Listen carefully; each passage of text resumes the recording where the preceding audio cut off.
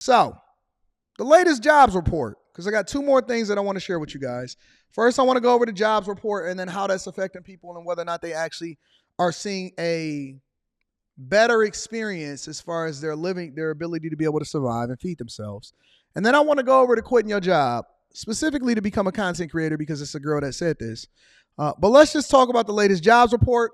Maybe we can give Biden a little bit of credit of what's happening as far as keeping the economy humming, huh? As President Biden hits the campaign trail after last night's State of the Union, the Labor Department reported today that the economy added 275,000 new jobs last month, exceeding economists' expectations. The unemployment rate did tick up a bit to 3.9%. NBC News business and data correspondent Brian Chung joins me now. Brian, thanks so much. Really appreciate it. Happy Friday. So tell us what this February jobs report tells us about the state of the economy right now.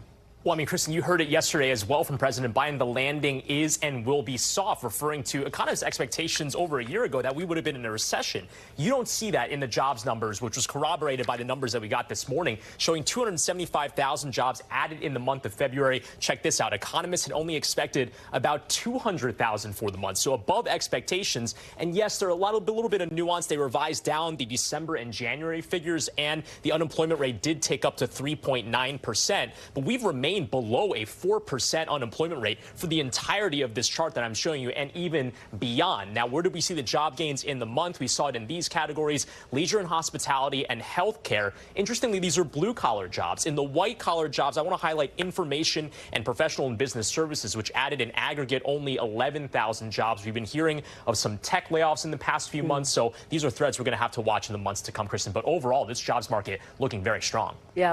So they're basically telling you that, hey, guys, jobs are plentiful. We're adding positions.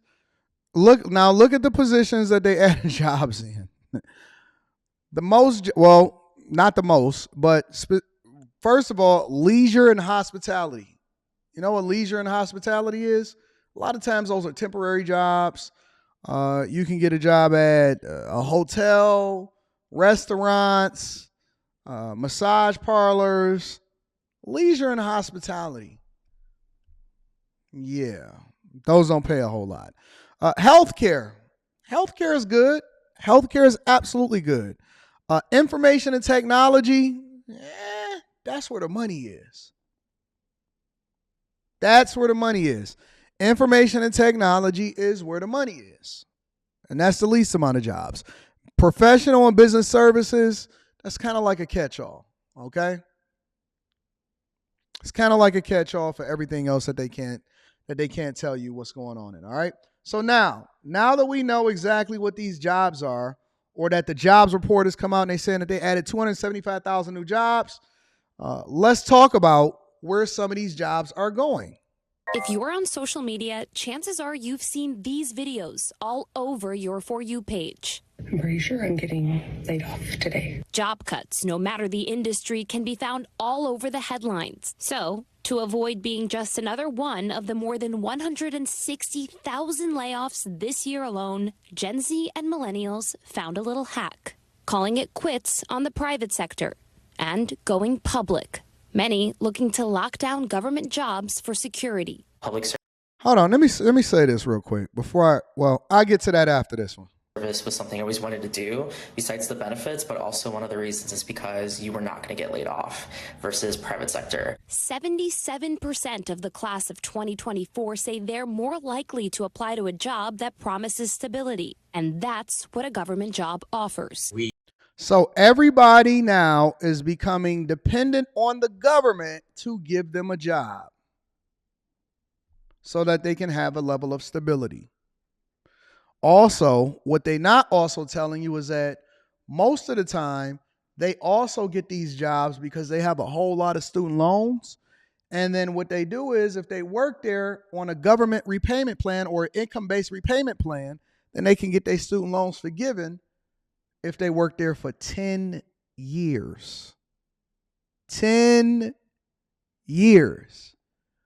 So when these people get these jobs, they automatically try to go into the government, which is basically our tax dollars, the government is getting bigger and we hiring more workers and inflation is going up because it costs more in order to do business. You don't actually have real money that's going into the rolls and the economy is not necessarily growing. They're going into jobs that basically the taxpayers are paying for so that they can get their student loans forgiven and they can have a level of stability.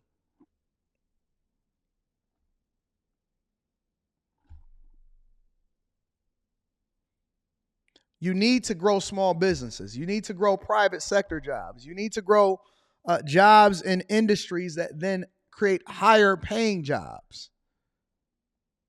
Encouraging more entrepreneurship, encouraging more growth, encouraging new companies, IPOs. You know what an IPO is? An initial public offering. That means that's a private company that's going public. Sort of like when Google went public, when Facebook went public, when Apple went public, all of these companies go public, Microsoft go public. When companies go public and then other investors outside of institutional investors or seed funding have the opportunity to invest in these businesses that allow for them to grow, that's what makes an economy great. That's what makes an economy great.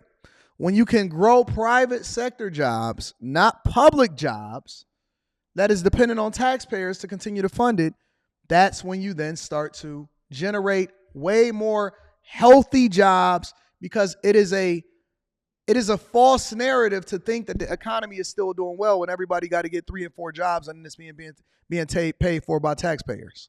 Okay? We have to have a government. If we don't, our society is in trouble and our democracy as well. So it's not that your jobs are forever necessarily, but certainly the organization is there. Salaried workers in the public sector hold their jobs for 3 more years on average than in private. And the younger generation is beginning to notice. #governmentjobs on TikTok has more than 23 million views. Need to start applying to jobs with the federal government. On a popular career site for college kids, federal jobs receive twice as many applications. The paycheck is probably smaller. On average, federal workers earned about 22% less than private sector workers with similar roles. So they're willing to forego making more money in order to have more stability and have better benefits. They're willing to forego making more money because you on average, they pay 22% less in order to have more stability and better benefits, okay? But for many, the benefits are the selling point. Good health insurance, retiring early with a pension. Plus, after a decade, student loans are wiped clean for many. That's a perk nearly 70% say will influence their decisions. And of course, there's the work-life balance. You do your job 9 to 5, and then you can enjoy your life after work and do what you want to do. But right now, less than 8% of federal workers are younger than 30, and nearly half are over 50. The challenge, though, is that the leaders in government don't often prioritize creating the opportunities for young people, ensuring that the managers know how to manage Gen Z and millennials, and making sure the process itself is not overly onerous. So Mayo says the long process can be a big turnoff. I tell them that it's going to take a minute, and when they say, "What do you mean a minute?" I'm like 5 to 6 months. they always got some zesty person as a part of the diversity, equity, and inclusion or some advocacy group. Always talk that got their eyebrows arched and their makeup done. Always sitting here. I don't even want to see this part of the show. Let me move on to the next video real quickly. I don't want to see that. This is a PBS report where they were breaking down, despite how many jobs that was being added and all of this other type of stuff, why Americans are feeling unhappy about the economy despite the indication that we're improving from a government perspective. Today's latest jobs report is proof again of a labor market that has been resilient and often stronger than expected. That was part of President Biden's message during his State of the Union last night as well. But many Americans don't feel the economy is strong overall or helping them or their families. A number of polls have shown this, including one from the New York Times this week that found 51% of Americans believe the country's economic conditions are poor right now. So why the disconnect? Economics correspondent Paul Salman explains. I think if you talk to average person on the street, they're going to say that the economy is not doing well. And I tend to agree. Seth Reed is an ESL teacher in Northern Virginia. I'm doing fine, but still, living paycheck to paycheck. How many bikes do you have on the docket today? Alyssa Gonzalez co-owns the Treehouse Cyclery in Denver. I've kind of accepted more of like a real. All right, she kind of cute though, on the low. Are those her real eyes? Co-owner of the Treehouse Cyclery. She got that bull ring in her nose though.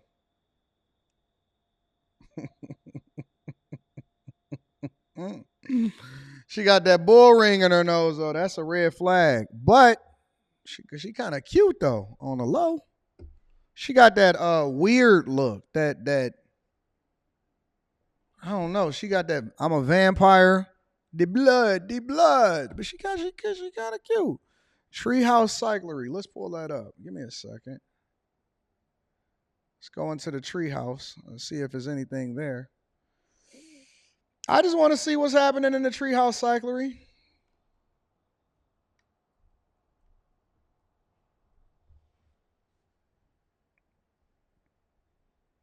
A woman-owned and operated community-focused bike shop in Denver, Colorado. All right.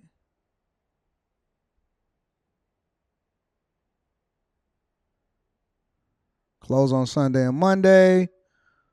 I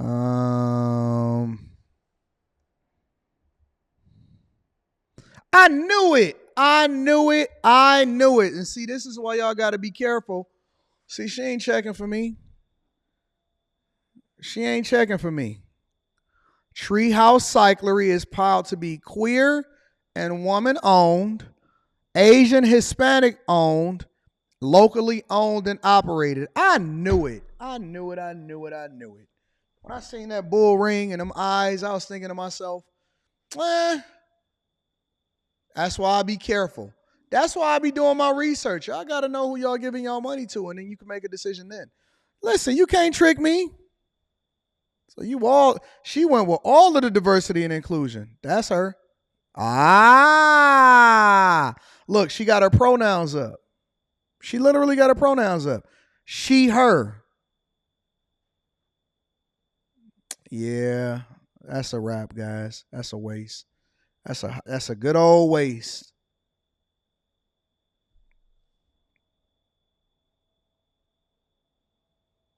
I don't even know what that is. That's a waste. Oh, well. It went off immediately. I just started figuring it out like, look a little different, but oh, well. I hope her business does well regardless. It doesn't mean that you don't deserve to be able to make a living. But I get a little, I'll be like, dang, she kind of cute. Let me check her out. And she'd be like, make sure you get my pronouns right. All right. Do your thing then, baby girl. Shout out to Alyssa Gonzalez. Realistic view of the world where things aren't going to get better. I think she is cute. Nonprofit executive Eric Hicks was the most succinct. I don't feel great. But how can people feel so bad and even tell pollsters just that if the economy has been doing so well? Low unemployment. I'm weird now? I got catfished? Is that a homie? That ain't no, man, stop it, bro. Don't y'all do that to me. I will cut this whole show off. That's not a homie, bro. That's a girl. I've kind of accepted more of like a realistic view of the world. Man, that's a girl, bro. Get out of here. I'm not about to sit here and play no games with y'all. That's a whole woman. That's a woman. Just because they got pronouns don't mean that they not.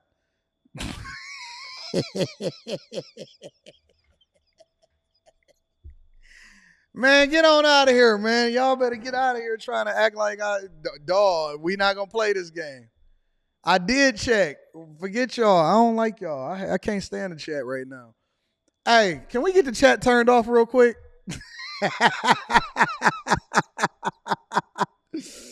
Y'all about to make me turn my chat off. You want me to turn the chat off? Y'all want to get back to the economy, or y'all want to continue to play games trying to figure out whether or not it is or it's not?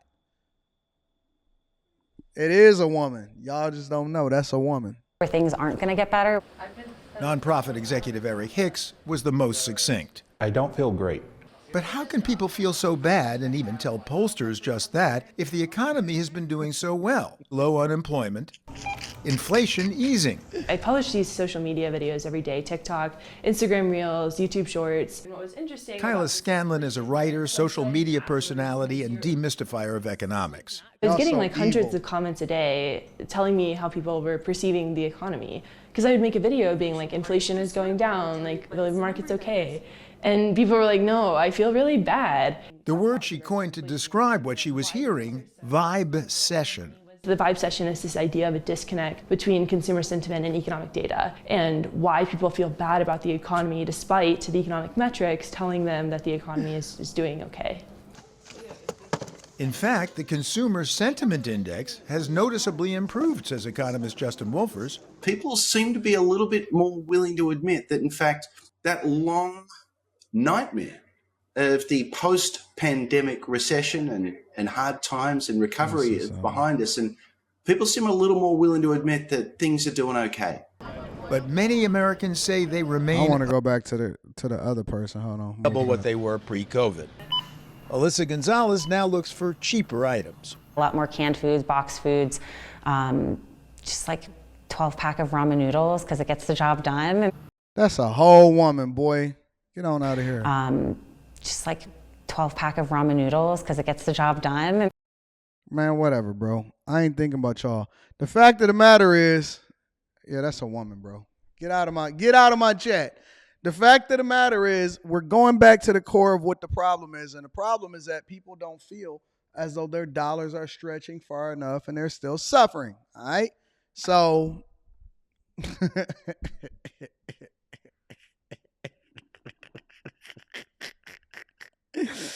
Y'all so extra. I don't like y'all. Not everybody is a dude. No, everybody is not a dude.